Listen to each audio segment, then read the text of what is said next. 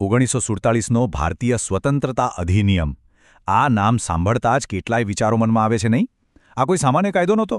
આ તો એક યુગના અંત અને બે નવા દેશોના જન્મની ગાથા હતી. ચાલો આજે એ જ ઐતિહાસિક ક્ષણને સમજીએ જ્યારે બ્રિટિશ શાસનનો સૂરજ આથમ્યો અને ભારત તથા પાકિસ્તાનનું નવું ભવિષ્ય ઘડાયું. આ વાતને સમજવા માટે આ વાક્ય બહુ મહત્વનો છે. જો 1935માં માળખું બન્યું હોય તો 1947એ નક્કી કરે છે કે તે માળખાનો માલિક કોણ છે. આ એક જ લાઇનમાં સત્તાના હસ્તાંતરણનો આખો સાર આવી જાય છે. એટલે કે દેશ ચલાવવાનું માળખું તો હતું, પણ હવે સવાલ એ હતો કે એની ચાવી કોના હાથમાં જશે.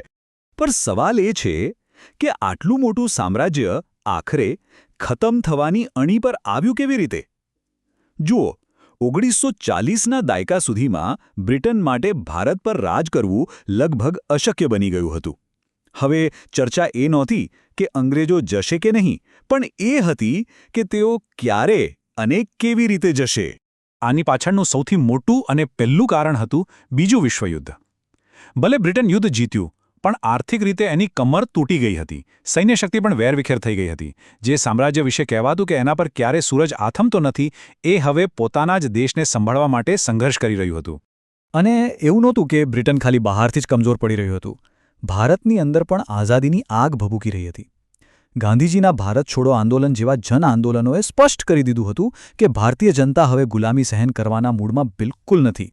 આ બધાની સાથે એક ત્રીજું અને કદાચ સૌથી મોટું સંકટ દેશની અંદર જ ઊભું થઈ રહ્યું હતું. હિન્દુ મુસ્લિમ તણાવ ચરમસીમા પર પહોંચી ગયો હતો. અલગ મતદાર મંડળોની રાજનીતિ અને પાકિસ્તાનની વધતી જતી માંગને કારણે દેશ અંદરથી જ વહેંચાઈ રહ્યો હતો. તો પરિસ્થિતિ કેવી હતી? એક તરફ વિશ્વયુદ્ધનો માર, બીજી તરફ ભારતીયોનો પ્રચંડ વિરોધ અને ત્રીજું દેશમાં કોમી તણાવ. બ્રિટિશરો માટે હવે રમત પૂરી થઈ ગઈ હતી. એમણે સમજી લીધું કે હવે અહીં રહેવાનો કોઈ મતલબ નથી. એટલે એમણે એક ઝડપી અને બહુ ગણતરીપૂર્વકની વિદાયની યોજના બનાવી. એમની રણનીતિ એકદમ સાફ હતી. બને એટલી જલ્દી અને ઓછામાં ઓછા નુકસાન સાથે અહીંથી નીકળી જવું. મુખ્ય લક્ષ્ય હતું કે દેશમાં ગૃહયુદ્ધ ન ફાટી નીકળે, પોતાના હિતો સચવાઈ રહે અને બસ જલ્દીથી વિદાય લેવાય. આ કોઈ પ્રેમભરી વિદાય નહોતી, પણ એક ઠંડા દિમાગની વ્યૂહાત્મક ચાલ હતી. તો આ ઝડપી વિદાયને કાયદાકીય સ્વરૂપ આપવા માટે જે દસ્તાવેજ બન્યો એ જ હતો 1947નો ભારતીય સ્વતંત્રતા અધિનિયમ. ચાલો હવે એના પર એક નજર નાખીએ. એની મુખ્ય જોગવાઈ શું હતી જેણે દક્ષિણ એશિયાનો નકશો હંમેશ માટે બદલી નાખ્યો? આ કાયદામાં મુખ્યત્વે 5 મોટી વાતો હતી. પહેલું અને સૌથી વિવાદાસ્પદ પગલું વિભાજન. બ્રિટિશ ભારતને 2 ભાગમાં વહેંચવામાં આવ્યું, ભારત અને પાકિસ્તાન. બીજું, તારીખ નક્કી થઈ ગઈ, 15 ઓગસ્ટ 1947ના રોજ બ્રિટિશ શાસનનો સત્તાવાર રીતે અંત. ત્રીજું, બંને દેશોને સ્વતંત્ર ડોમિનિયનનો દરજ્જો મળ્યો, જેની પોતાની સરકારો હશે. ચોથું, બંને દેશોની બંધારણ સભાઓને પોતાનું બંધારણ ઘડવાની પૂરેપૂરી સત્તા આપવામાં આવી. અને પાંચમો મુદ્દો, જેણે આવનારા સમયમાં ઘણી ગૂંચવણો ઊભી કરી, રજવાડાઓ પરથી બ્રિટિશ નિયંત્રણ હટાવી લેવામાં આવ્યું. કાયદા અને કાગળોની વાત તો ઠીક છે, પણ આ ફેરફારની અસલ કિંમત કોણે ચૂકવી? સામાન્ય માણસે? આ કાયદાની પાછળ એક ભયાનક માનવીય દુર્ઘટના છુપાયેલી છે. એટલે જ આ આઝાદી એ વિજય અને દુર્ઘટના બંનેની કહાની છે. આંકડો જુઓ, 1 કરોડથી પણ વધુ. આ ખાલી એક નંબર નથી. આ 1 કરોડથી વધુ લોકોની જિંદગી ઉથલપાથલ થઈ જવાની, ઘર-બાર છૂટી જવાની અને પોતાની ઓળખ ખોઈ બેસવાની કહાની છે. આને માનવ ઇતિહાસના સૌથી મોટા અને સૌથી ઝડપી સ્થળાંતરોમાંનું એક ગણવામાં આવે છે. પણ આ માત્ર એક જગ્યાએથી બીજી જગ્યાએ જવું નહોતું.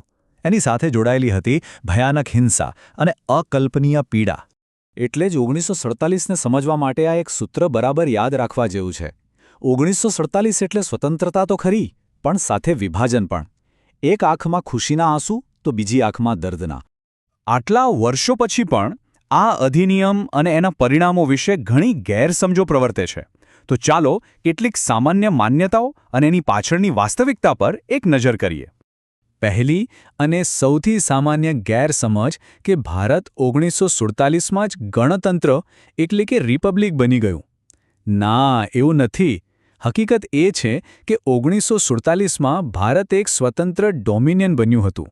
આપણે સંપૂર્ણ ગણતંત્ર તો 1950માં બન્યા, જ્યારે આપણું પોતાનું બંધારણ અમલમાં આવ્યું. બીજી એક મોટી ગેરસમજ રજવાડાઓ વિશે છે. ઘણાને એવું લાગે છે કે એ બધા આપોઆપ ભારત કે પાકિસ્તાનમાં ભળી ગયા.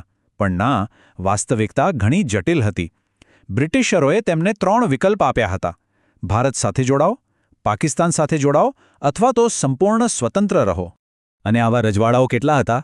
562.